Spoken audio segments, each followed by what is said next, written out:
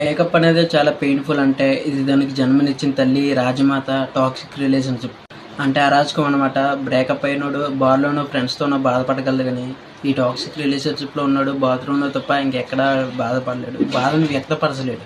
Today I'm going to tell you 3 signs of toxic relationship.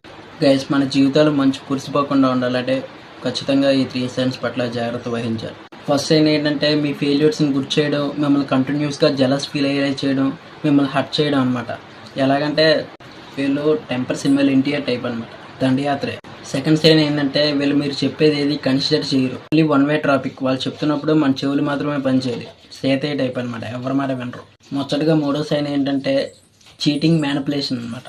అంటే relationship manipulation ఉంటుంది, కానీ ఇది too much manipulation, too much cheating. కళ్ళ ముందు జరిగినా సరే అది ఏంటని అడిగితే అప్పటికప్పుడు శంకర్ సినిమా చెప్పేస్తారనమాట. అంత విఎఫ్ఎక్స్, ఏది ఒరిజినల్ కాదు, ఏది నిజం కాదు, అవన్నీ ఎడిటింగ్. మన కళ్ళు మూసుకుని జపం చేస్తున్నాం అనుకుంటారు ఏటో మరి తెలియదు. కాబట్టి ఎలాంటి సైన్స్ ఏం కనిపించినా వెంటనే వదిలేయండి. Get the hell and heaven out of my life అని చెప్పేసి ఆ రిలేషన్షిప్లో నుంచి బయటకు వచ్చేయండి, కంప్లీట్గా వచ్చేయండి. ఎందుకంటే మనిషికి ఆనందం కన్నా ఎక్కువ ప్రెజర్ కన్నా కొంచెం ప్రశాంతత ముఖ్యం. చాలా చాలా కొంచెం ప్రశాంతత ఉంటే చాలు, ముఖ్యంగా మగవాడికి.